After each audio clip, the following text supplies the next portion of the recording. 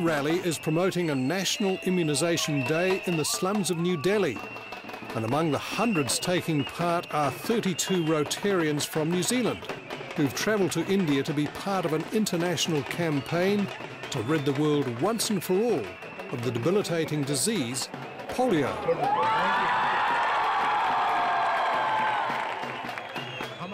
Two of the Kiwis taking part have personal connections with polio.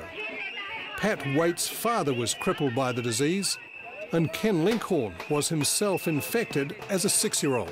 Hi, Harry Silver. The Rotary team had arrived jet-lagged just days earlier, and one of their first stops is the polio ward at St Stephen's Hospital. And she has both legs severely paralysed. You see here, it goes like that. This goes like that. This goes like that. You can't straighten this. So it's all severe. India is one of just 4 countries where polio is still endemic. Before an effective vaccine was developed, the highly infectious viral disease was the scourge of the whole world, a 20th century plague. It's spread by water and food contaminated by faeces from infected people and affects the spinal cord, causing muscle weakness, paralysis and even death. I'm asking her to demonstrate how bent it was. It was bent like that. This one, she's had the treatment completed and plaster was removed only 4 days back. She's just been fitted with a brace and we're training her to walk. Training is equally important. Matthew Wergies is a surgeon at one of the few hospitals which still does corrective surgery, and he's struggling for enough resources to do the work. So he's polio, and he's again the deformity. The knee is bent, so he's operated, so we'll fit the device and get him straighter. We turn this with a spanner. It's a very cheap device, $50. And we keep recycling it. So once his job is done, the next patient gets it. Millimeter by millimeter, he turns it every day and it's corrected. So now he goes home and comes back once the leg is straight. Right. On the manic streets of the world's largest democracy, people today are still at risk of catching a disease which most of the world has already consigned to the history books. Though polio is still within living memory for many Westerners who were unlucky enough to be affected by it.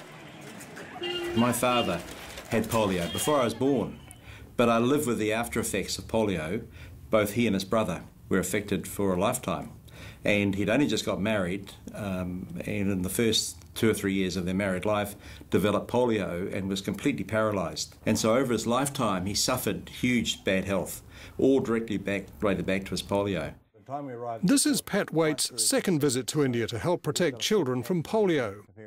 This time he's leading a team of 32 who will immunise children in the slums of New Delhi. We've got our name tags, and I'd like to introduce Jenny Horton, who's been an amazing supporter, Rotarian from Australia. You'll be full of it, you'll love it. It's the most incredible program to work on.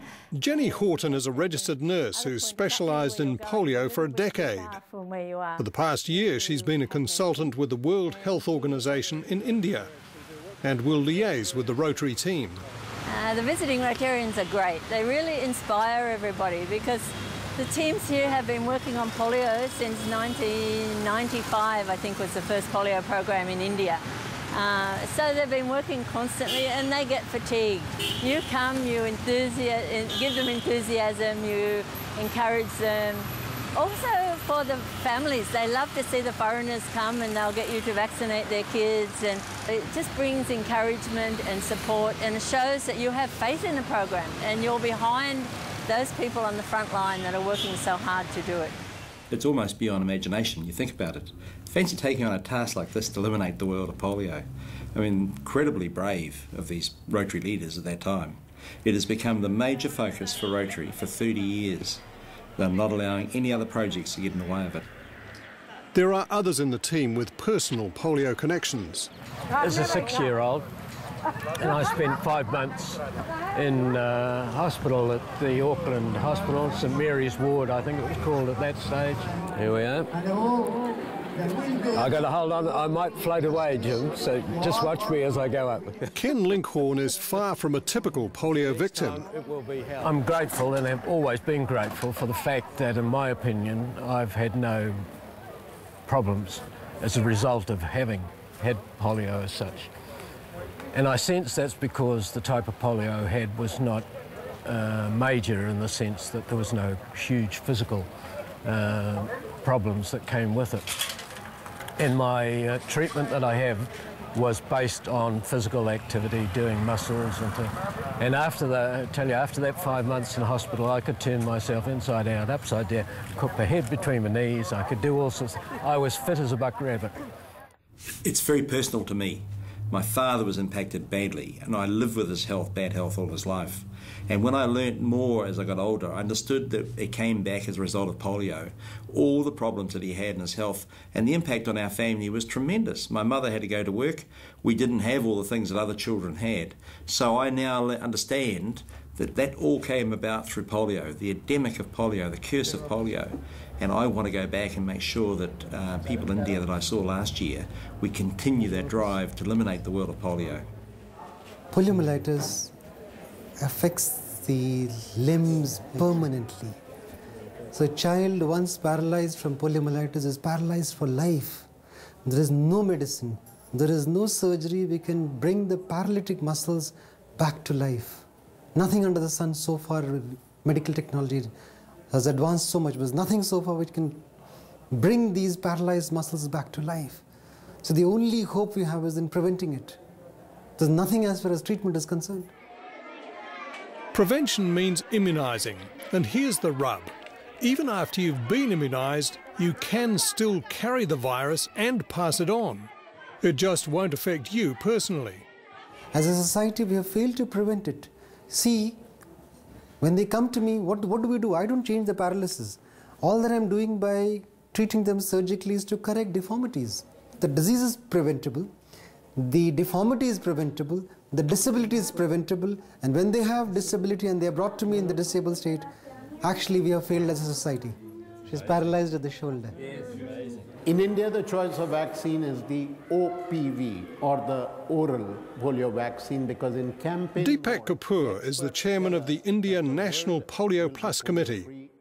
His role is to coordinate the work of international organisations like Rotary and World Health with the Indian government to achieve the common goal of eliminating polio from the world. You all have come at a historic moment, I believe.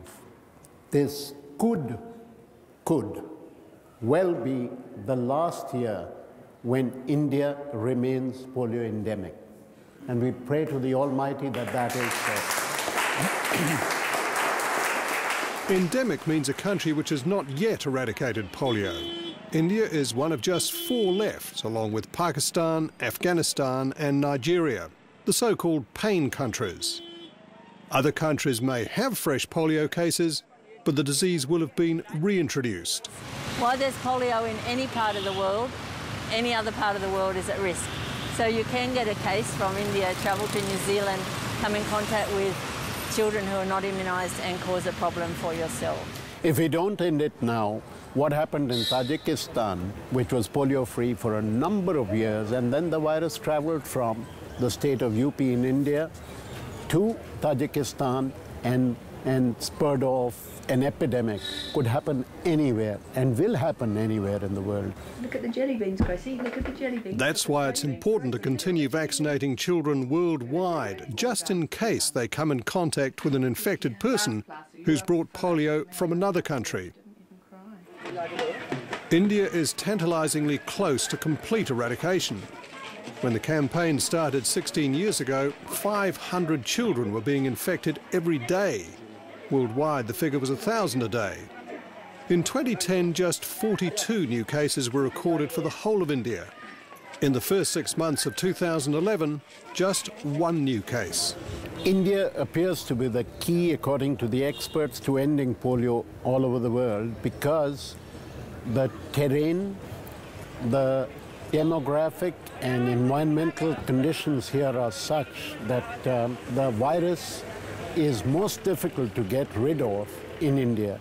The reasons are the population density, the sheer numbers, insanitary conditions, unclean drinking water, malnutrition, and perhaps the largest incidence of diarrheal diseases anywhere in the world.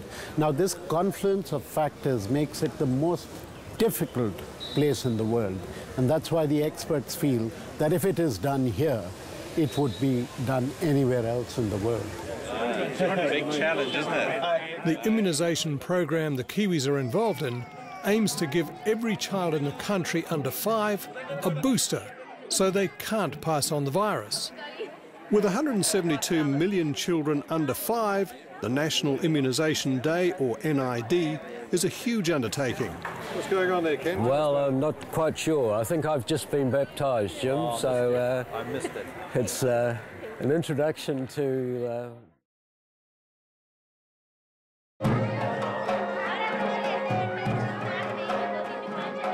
India has 172 million children under the age of 5, and the polio campaign wants to give each and every one of them 2 drops of oral polio vaccine. Remember, so long as a single polio virus exists, your own child is at risk. Raising public awareness is the first step. What, where, how? And polio now. How to आगे बोलेंगे? And polio now.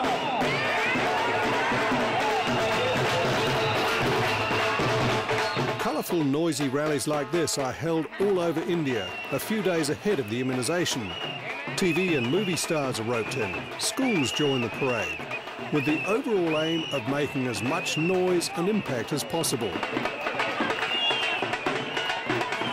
To come to a country like India and be involved in a project like this, which is truly international, to fight a problem that will change and make the world a better place than it has been ever because of the polio situation. And when I look around and see the variety of people, and variety in the nicest sense of the word, and to be involved with young children like this from the secondary school, and to see their participation and the sheer enthusiasm of the people, it's obvious that those who have been involved in making it happen has created an atmosphere and an environment where these people, and I'm sure we will be just as positive as they will be, that indeed we will rid the world of polio in due course.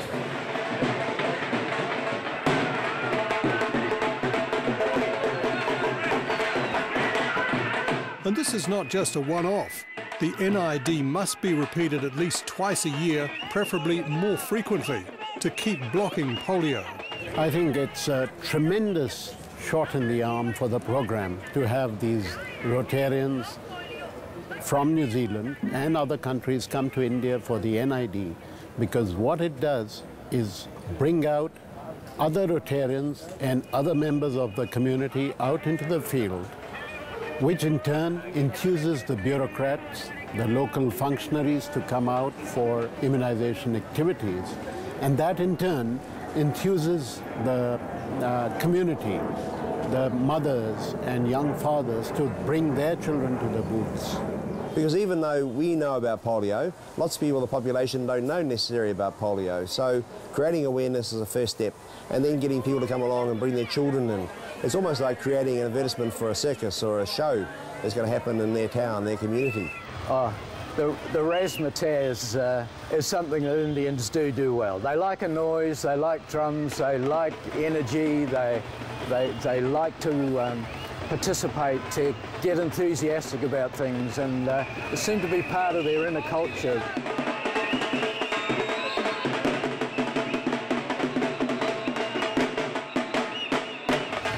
The way they react, their facial expressions, etc., you can tell that the beat of the drum, the noise, The rhythm and those types of things really do make them excited. Translating excitement into action, getting children to immunisation booths is the key challenge. Religion has been a stumbling block, with rumours in some Muslim enclaves that vaccine contains haram or forbidden ingredients like animal products. There are other impediments. We do get refusals for developmental reasons. Say the area has no running water, so they bargain with the government to bring a well or a pump, and they bargain with their polio drops. So there'll be developmental reasons. There's also people fear the safety of vaccine, which I know happens in our own country. People are frightened of side effects of vaccine. So there's many, many issues that cause refusal. And as a child has had maybe 18, 19 doses of polio, of oral polio vaccine, you find people starting to say, no, my kid has had enough. And that's our job, to try and educate them that they need to keep taking polio vaccine until we reach the end. And the reason we have to keep immunizing over and over again is the large number of children that are born every month.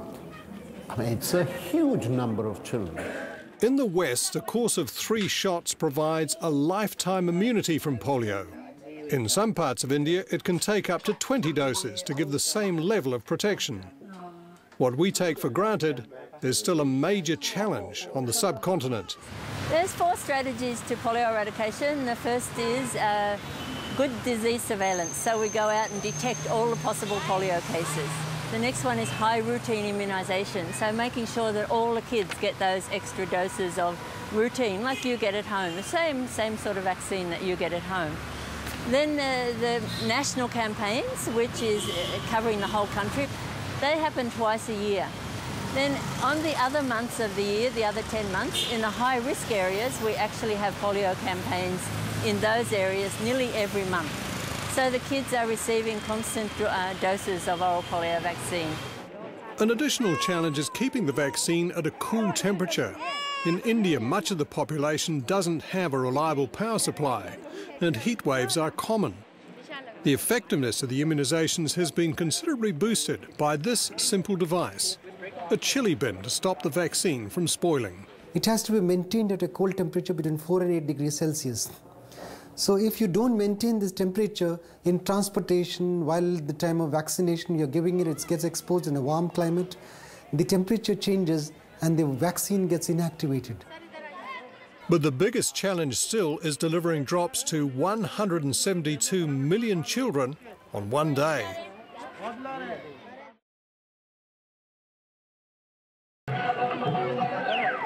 It's India's National Immunisation Day, and first stop for the Kiwis is one of Delhi's main booths, where thousands of children will be immunised. There is a system. Check the child is under 5, mark the nail of the little finger on the left hand so they don't get vaccinated twice, administer 2 drops, and give a little gift to sweeten the deal. At the time, you're engrossed in trying to make sure that you actually did it properly, that you got the drops in the mouth and not down the front or up the nose, or and trying to actually get the 2 drops out of the bottle wasn't the easiest thing in the world to do. So you're concentrating on that, but once you were able to do that and you began to sense the reaction of the people who were bringing their children and babies through to have that done after it was done, and you'd stop and you'd say thank you afterwards, and the smiles of appreciation, actually, I guess it was, on their faces just brought to you that another warm feeling that, hey, this is something that you don't get a chance to do in any other aspect of your normal life. Very humbling, because you realise you're just a tiny wee drop in the bucket to make a difference. But very pleasing that we are making a difference, that we're able to help.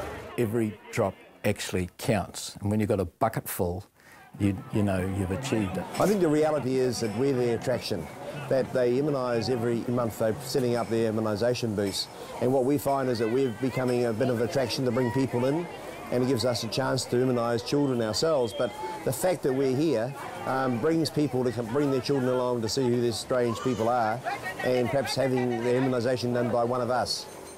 I mean, we've been being shadowed by kids. There's kids everywhere. In fact, 2 of them, I've called them my shadows because they're just right there beside you. You know, they just want to be part of it. But that's good because they'll talk about that and they'll bring others to it as well. To be part of eradicating a disease and part of a service organisation that has initiated this, for me, it's a passion. I live and breathe polio and I really, really love it. And we will get there. And we are literally that close. And now is perhaps the best opportunity for us to end it. And I'm sure it will end. Thank you. The Kiwis are sent off to help at smaller booths deeper in the slums to get the most impact from the fresh foreign faces. This booth is at a medical centre which runs immunisation clinics every month. And when things do go quiet at the booth, there's no harm in drumming up business down the street. We're virtually there. This could well be the last big stand and the last big program to eliminate polio. Yeah, polio just play. It's almost like this has been a long-term ambition to come along here and actually help be part of it. To put the nail in the coffin and say, that's polio done, well, we can then look at other diseases the world has and start eliminating those as well. Shows what can be done with good intentions and good people. It's the feet on the ground that make it happen that are the most important one. It's that interaction between those two. You've got to get those 2 drops into that mouth, and it's that bit. The millions of dollars that support in making it happen have to be there, but to have been there and administered those 2 drops is something special that you can never take away from anybody who's ever done it, actually. Thank you, thank you, thank you, thank you. Here we go. Of course, not all the children appreciate what's being done for them. There we go, well done. A lot of the children are brought in by their older brothers and sisters. The free pens being handed out as gifts seem to be enticement enough. Indeed, one enterprising young man goes one step further. He's bringing a doll because he wants a pen, anything for a pen. He's decided that a baby is a baby. Even if...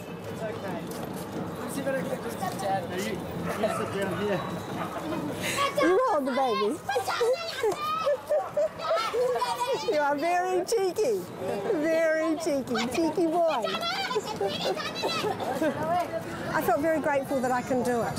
And it was good to see the little children too, once they'd had the drops settle down, because some of them were pretty upset. They didn't like it. And we're strange. Staring down at them at such close quarters, it's scary. No. No.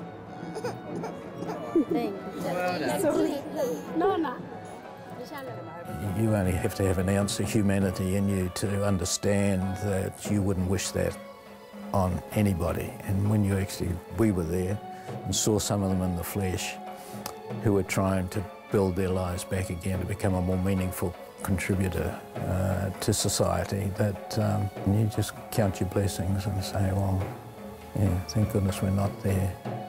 And thank goodness we were there doing what we were doing at the time. Now, I would suggest that India has a real chance of reducing that gap to that by the end of 2012. And if that happens, as you said earlier, I'm history. But it's a neat part of history to be involved in.